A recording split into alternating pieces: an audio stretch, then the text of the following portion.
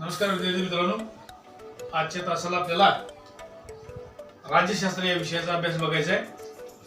इतिहास आपले काही प्रकरण झालेले स्वाध्याय झालेला आहे। आजच्या तासाला आपल्याला राज्यशास्त्र या विषयातील असणारं प्रकरण क्रमांक 3 या प्रकरणाचं नाव आहे राजकीय पक्ष। आणि राजकीय पक्ष आपल्या भारतामध्ये कोणकोणते आहेत, कशा पद्धतीने त्याची निर्मिती होती आणि त्याला मान्यता वगैरे कोण देतं या संदर्भामध्ये आपल्याला आजचा तास बघायचा। जरी आपण राजकीय पक्ष पूर्ण पाठ बघणार असलो तरी पण आपल्याला हा देखील पाठ जो आहे तो आपल्याला काय करायचा आहे, 2 भागामध्ये बघायचा आहे। त्यातला पहिला भाग आपण आज बघणार आहे तो म्हणजे राष्ट्रीय पक्ष इथपर्यंतचा, म्हणजे भारतातील प्रमुख पक्ष केंद्रीय पक्ष कोणकोणते आहेत इथपर्यंतचा भाग बघणार आहे। तिथून पुढे जे प्रादेशिक पक्ष आहेत ते आपण पुढल्या तासाला पुढल्या भागामध्ये बघणार आहे। तर आपण आपल्या तासाकडे वळूया, माहिती बघूया। आता काय आहे की आपल्या सगळ्यांना माहिती आहे राजकीय पक्ष, तुम्ही गावागावामध्ये तुम्हाला सगळ्या गोष्टी माहिती आहेत, पण नेमकं राजकीय पक्षाची सुरुवात कशी होती त्याची आपण माहिती बघूया। राजकीय पक्षामध्ये आपल्याला राजकीय सत्ता प्राप्त करण्यासाठी एखादी संघटना तयार होती। आता काय आहे बघा की राजकीय पक्ष आपण लोकशाही ही आपण काय केलेलं स्वीकारलेली आहे। आणि यामध्ये महत्वाचं काय आहे की आपली तिथं प्रतिनिधी निवडून देतो। आता प्रतिनिधी कुठला निवडून द्यायचे, तर यासाठी म्हणून प्रत्येकाला असं वाटतं की आपण काय करावं, राज्य करावं, पण ते कुणी करायचं हे शेवटी अंतिम कुणी ठरवलेलं आहे, लोकांच्या हातामध्ये आहे। आणि यासाठी मग काय केलेलं आहे की राजकीय काही लोक काय करतात, एकत्र समविचारी लोक एकत्र येतात आणि ते काय करतात, काही संघटना निर्माण करतात आणि ह्या संघटनेचं रूपांतर काय केलं जातं, परत या संघटनेला म्हणजे राजकीय पक्ष असे म्हणतात। आता राजकीय समान हेतू ठेवून ही संघटना स्थापन आणि मग काय केलं जातं, ह्यांना ज्यांचे विचार पडतात ते लोक एकत्र येतात आणि काय करतात, पक्षाची स्थापना करतात। आता सगळ्यात महत्वाचं त्यांचं काय काम असते किंवा काय ध्येय असते, निवडणूक लढवणे आणि काय करणे, सत्ता स्थापन करणे किंवा सत्तेमध्ये सहभाग असणं हे या संघटनेचं सगळ्या संघटनेचं महत्वाचं वैशिष्ट्य असतं। त्यांना महत्वाचं काय आहे की जनाधार, जनतेच्या आधाराशिवाय ह्या गोष्टी होऊ शकतात। त्यामुळे जनतेचा आधार असल्याशिवाय राजकीय पक्ष मोठा होऊ शकत नाही। त्यामुळे त्यांना जनाधार महत्वाचा असतो। यामध्ये आता बघा की जेव्हा मतदान होतं किंवा निकाल लागतो त्यावेळेला ज्या पक्षाला काय मिळते, बहुमत मिळते, म्हणजे ज्यादा मते पडतात अशा पक्षाला सत्ताधारी पक्ष म्हटलं जातं। आणि ज्यांना काय केलं जातं, कमी मतं पडतात किंवा बहुमत मिळत नाही अशा पक्षांना काय विरोधी पक्ष म्हणून संबोधलं जातं। आणि त्याचबरोबर म्हणजे ह्या आता ज्या गोष्टी आहेत आपल्याला त्या बघायच्या, त्याच्या पुढे थोडंसं आपण जायचंय, पक्षांचे प्रकार बघायचे। पक्ष आता बघायचे मी तुम्हाला सांगितलं राजकीय पक्ष। आता यांचे प्रमुख 2 पक्ष आपल्याला मी तुमच्या समोर दाखवलेले आहेत। एक पहिला पक्ष म्हणजे एक प्रकार आहे त्यातला की राष्ट्रीय पक्ष आणि दुसरा पक्ष आहे राज्य पातळीवरचा पक्ष, प्रादेशिक पक्ष अशा पद्धतीने। आता काय केलं जातं की राष्ट्रीय पक्ष हे केंद्रीय भागामध्ये किंवा केंद्राचे जे सरकार आहे त्यांच्यामध्ये काय केलं जातं, यांची वर्ग होऊ शकते। आणि प्रादेशिक पक्ष हे राज्यापुरती मर्यादित असतात। आता वेगवेगळे आता हे ना मग मान्य कोण ठरवतं, राष्ट्रीय पक्ष कुठला, प्रादेशिक पक्ष कुठला, हे ठरवण्यासाठी काय केलं, आपल्या शासनाने काही निकष लावलेले किंवा राज्यामध्ये निवडून येणं किंवा राज्यांची संख्या कुठल्या राज्यामध्ये कोण किती संख्येने निवडून आलेले आहेत किंवा किती टक्के मतदान झाले, ते किती टक्के मतदान पडलं पाहिजे यावरती काय केलेलं आहे, या पक्षाची विभागणी केलेली आहे। आणि ह्याची सगळी असणारी माहिती कुठं केली जाते, म्हणजे निवडणूक आयोगामार्फत काय केलं जातं, यांना मान्यता दिली जाते। आता चिन्ह महत्वाचं, प्रत्येक राजकीय पक्षाचं आपलं एक वेगळं काय असतं, चिन्ह असतं आणि या चिन्हावरती ते निवडणूक लढवत असतात। हे चिन्ह देण्याचं काम कोण करतं, तर भारतीय निवडणूक आयोग करत असतो। म्हणजे राष्ट्रीय पक्ष आणि प्रादेशिक पक्ष हे आपल्या प्रमुख 2 प्रकार। आता आपल्याला काय करायचंय, आणखीन एक असा मध्ये म्हणजे भारत स्वतंत्र झाल्यानंतर एक विचार प्रवाह आलेला होता। कुठला विचार प्रवाह होता, एक शब्द आपल्या पाठामध्ये आलाय, पक्षविरहित लोकशाहीची कल्पना। कुठलाही पक्षच नको अशी कल्पना महात्मा गांधी, विनोबा भावे आणि जयप्रकाश नारायण यांनी काय केलेली मांडलेली होती। पक्ष नकोत आपल्यामध्ये, फक्त काय करायचे, लोक उभा करायचे, निवडून येईल त्यांच्यामध्ये सरकार स्थापन करायचं.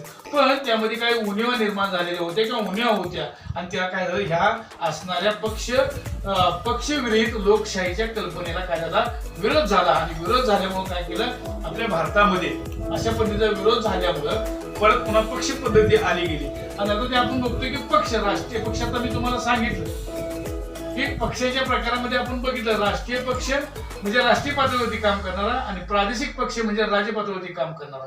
आता राष्ट्रीय पातळीवरील कुठले कुठले पक्ष आहेत, कोणकोणते पक्ष आहेत त्याची माहिती आपण आता बघू. आता त्यातला पहिला पक्ष तुमच्या समोर इथं दिसतोय बघा की एक नाव लिहिलेलं आहे, भारतीय राष्ट्रीय काँग्रेस पक्ष. हा कसला पक्ष आहे, राष्ट्रीय पक्ष. राष्ट्रीय म्हणजे पूर्ण भारतामध्ये याचे असणारे काय आहे, कार्यक्षेत्र. कार्यक्षेत्रावर त्याचं काय केलेलं आहे त्या पद्धतीने. आता याची भारतीय राष्ट्रीय काँग्रेस पक्षाची स्थापना इसवी सन 1885 मध्ये झालेली. आता यांच्यामध्ये काही ध्येय धोरणं असतात, प्रत्येक असणाऱ्या पक्षाची काही वेगवेगळी ध्येय धोरणं असतात. तसं जर बघितलं आपण, आता एक चिन्ह दाखवलेलं तुम्हाला, हे जे चिन्ह आहे ते भारतीय राष्ट्रीय काँग्रेस पक्षाचं चिन्ह. आता त्यांच्या आतमध्ये चिन्ह जे आहे ते तुम्हाला इथे दिसतेलं आहे स्क्रीनवरती. आता ह्यांच्या ज्या असणारे ध्येय किंवा काय धोरणासाठी म्हणजे हा पक्ष स्थापन केलेला आहे बघा, इसवी सन 1885 ला या पक्षाची स्थापना झाली. हा पक्ष सगळ्यात जुना आहे आणि जुना पक्ष असल्यामुळं स्वातंत्र्य प्राप्तीसाठी चळवळ ही सगळ्यात महत्वाची त्यांचं ध्येय. आपण जर बघितलं हा कालखंड 1885 ला आपल्यावरती कुणाचं, इंग्रज सरकारचं किंवा ब्रिटिशांचं राज्य होतं आणि त्यांना आपल्यातून काय करणं, हद्दपार करणं आणि चांगल्या पद्धतीने काय करणं, आपला देश स्वातंत्र्य करणं हे मुख्य उद्देश होता. दुसरा उद्देश होता म्हणजे त्यांचा बरेच वर्ष भारतावरती या काँग्रेस असणाऱ्या भारतीय राष्ट्रीय काँग्रेस पक्षाचा प्रभाव होता. दुर्बल, अल्पसंख्याक, धर्मनिरपेक्ष. ध्येय काय होतं, दुर्बल जे घटक आहेत आपल्या भारतातील, अल्पसंख्याक जे लोक आहेत यांच्यासाठी चांगल्या पद्धतीचं काम करणं आणि त्यांना म्हणजे काम करून त्यांचा दुर्बलता कमी करणं, अल्पसंख्याक लोकांना संरक्षण देणं, धर्मनिरपेक्षता, सार्वजनिक विकास, समाजवाद, आंतरराष्ट्रीय शांतता हे ह्यांचे काय आहे, ह्या असणाऱ्या पक्षाची ध्येय धोरण आहेत. म्हणजे या पद्धतीने आता ध्येय धोरण अनेकदा बघा त्यांची काय आहेत की दुर्बल, अल्पसंख्याक, धर्मनिरपेक्ष, सार्वजनिक विकास, समाजवाद आणि आंतरराष्ट्रीय शांतता या पद्धतीने या पक्षाची कामगिरी चालत असते. आता दुसरा पक्ष आपल्या भारतातील असणारा एक नवीन दुसरा पक्ष, राष्ट्रीय पक्ष जो आहे त्याचं नाव आहे भारतीय कम्युनिस्ट पक्ष. आता हा काय आहे बघा की याचं हे चिन्ह आहे, विळा कनिष्ठ. याची स्थापना 1925 ला झालेली आहे आणि महत्वाचं यांचं ध्येय काय होतं की भांडवलशाहीला विरोध. भांडवलशाही जे काय केले आपल्यामध्ये म्हणजे ठराविक लोकांनाच काय केलं जातं, भांडवल गुंतवणूक केली जाते, त्यांना ह्यांचा विरोध आहे. मजूर आणि कामगारांचे हित डोळ्यासमोर ठेवून काय केलेलं आहे, तिने भारतीय कम्युनिस्ट पक्ष काढलेला आहे. पण 1962 ला याच पक्षामध्ये काय झालेले फूट पडलेले आहे आणि त्यांच्यातूनच भारतीय कम्युनिस्ट मार्क्सवाद नवीन पक्ष निर्माण झालेला आहे. आता या मार्क्सवाद हा जो शब्द आहे तो थोडक्यात आपल्याला समजावून घ्यायचा आहे. काय सांगता येईल आपल्याला की समाजवाद, धर्मनिरपेक्षता, लोकशाही, कामगार, शेतमजूर, शेतकरी आणि साम्राज्यवादाला विरोध. म्हणजेच यामध्ये नसणाऱ्या काही गोष्टी तिने आपल्यामध्ये घेतलेल्या आहेत. तिने काय केले, यातूनच भारतीय कम्युनिस्ट पक्षातून फुटूनच काय केलेलं आहे, नवीन मार्क्सवादीने भारतीय कम्युनिस्ट स्थापन केलेलं आहे. त्यांचं चिन्ह काय आहे, विळा आणि हातोडा इथं दिसते बघा तुम्हाला, आहे की नाही. आणि महत्वाचा भाग काय आहे यातला, यांची जी स्थापना आहे ती 1962 ला यामध्ये फूट पडली आणि यातूनच काय झालं, इसवी सन 1962 ला कम्युनिस्ट पक्षाची काय झालेली आहे, निर्मिती झालेली आहे. आता आपल्या या सगळ्या शब्दांचं जर आपण बघितलं, समाजवाद, धर्मनिरपेक्षता, लोकशाही, कामगार, शेतमजूर, शेतकरी आणि साम्राज्य विरोध हे ह्यांचं काय आहे मुख्य ध्येय असलेलं आपल्याला दिसून येतं. म्हणजे ह्या सगळ्या गोष्टी इथं पण भांडवलशाहीला विरोध आहे, बाकी सगळ्या गोष्टी तशाच आहेत. आता त्याच्यानंतरचा पुढला पक्ष आहे, पक्षाचं नाव तुमच्या समोर आलेलं आहे. आता चौथा पक्ष आपण बघतोय आजचा, तो ज्या पक्ष आहे त्याचं नाव आहे भारतीय जनता पक्ष. भारतीय जनता पक्ष हे काय आहे, या आपल्या असणाऱ्या पक्षाचं म्हणजे चौथ्या पक्षाचं नाव असलेलं आपल्याला दिसून येतं. इसवी सन 1980 मध्ये या संघटनेची काय झालेली आहे, स्थापना झालेली आहे. हा पक्ष स्थापन केलेला आहे. आता याचं खून काय आहे बघा, किंवा याचं चिन्ह काय आहे, कमळ आहे. फुल दिसते का येतो तुम्हाला बघा, कमळाचं फुल आहे. आता सुरुवातीला काय होतं बघा, 1951 ला जनसंघ नावाची एक संघटना स्थापन झाली आणि ही संघटना काय करण्यात आली, ही संघटना 1977 ला पक्षामध्ये विलीन होऊन जनता पक्ष अशा पद्धतीने त्यांचं नाव तिथं पाडलं गेलं. म्हणजे जनसंघ एकत्र येऊन काय केलेलं आहे, 1977 ला जनता पक्षाचे म्हणजे स्थापन झालेले आहे. आता 1977 पर्यंत ह्या पक्ष जनता पक्ष म्हणून ओळखला जात होता. पण नंतर काय झालेलं आहे की 1980 ला या जनता पक्षातून फूट होऊन काय झालेलं आहे, भारतीय जनता पक्ष स्थापन झालेला आहे. म्हणजे आपल्या लक्षात येईल की 1951 ला जनसंघ होता, तो एकत्र येऊन त्यांनी काय केले, सगळ्यांनी मिळून 1977 ला जनता पक्षामध्ये काय झाला, तो हा जनसंघ विलीन झाला आणि हा एक संघटना जनता पक्षाची तयार झाली. त्याच्यानंतर परत 1979 ला फूट झाली आणि भारतीय जनता पक्ष यातून बाहेर पडून त्यांनी काय केला, आपली असणारा पक्ष स्थापन केला. आता यामध्ये यांचं ध्येय काय आहे बघा, या पक्षाचं ध्येय आहे प्राचीन संस्कृती हे परंपरा हे जतन करणं, हे महत्वाचं त्यांनी काय केलं आहे, त्यांच्या अजेंड्यामध्ये असणारं गोष्टी आहेत. त्याशिवाय आर्थिक सुधारणा म्हणजे भारताची चांगल्या पद्धतीनं आर्थिक सुधारणा कशी करता येईल या पद्धतीनं आपल्याला ही माहिती त्यांनी काय केलेली आहे, त्यांनी त्यांच्यामध्ये बघितलेली आहे. आता पुढला जो पक्ष आहे म्हणजे आता हा आपण बघितला कुठला, भारतीय जनता पक्ष. आज आता आपण काय करतोय, त्याच्या पुढला 5 नंबरचा राष्ट्रीय पक्ष बघतोय. त्या पक्षाचं नाव आहे बहुजन समाज पक्ष.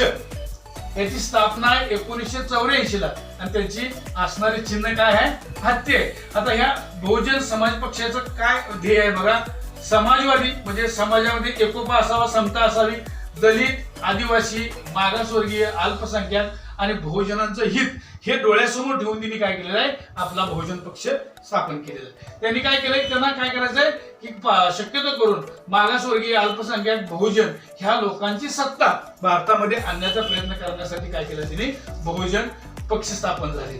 त्यानंतरचा 6वा पक्ष आहे ऑल इंडिया तृणमूल काँग्रेस. आता हा जो पक्ष आहे याची स्थापना इसवी सन 1998 मध्ये झालेली आहे आणि यांचं जे चिन्ह आहे ते तुम्हाला या ठिकाणी दिसत आहे, हे चिन्ह आहे त्यांचं.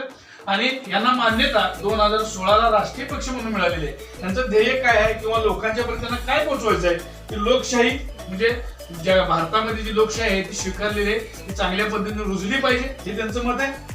धर्मनिरपेक्षता सगळ्यात भारतामध्ये आपल्या काय असं सर्व धर्म समभाव त्यांना निर्माण करायचा आहे आणि दुर्बल घटक जे काय आहे समाजामध्ये अगदी अल्प म्हणजे अशी तुम्हाला सांगितलं तसं काही अल्पसंख्याक लोक आहेत, काही दुर्बल घटक आहेत जे काय आहेत म्हणजे ज्या लोकांच्या बाबतीमध्ये काय केलं जातं, त्यांच्याकडे उत्पन्नाची साधनं कमी आहे, अशा लोकांच्यासाठी काय करायचं आहे, यात ऑल इंडिया तृणमूल काँग्रेस यांचं काम करणार आहे. आता हे तुमच्या लक्षात येतं का बघा की यांची जी ध्येय धोरण आहेत ते आपण नंतर बोलणारच आहे, काय नेमकं ध्येय धोरण काय केलं जातं. आणि त्यानंतरचा हा 7वा, आता काय झालेला आहे इथं 6वा चुकून पडलेला आहे, पण हा 7वा असणारा पक्ष आहे. पक्षाचं नाव आहे काय बघा, राष्ट्रवादी काँग्रेस पक्ष.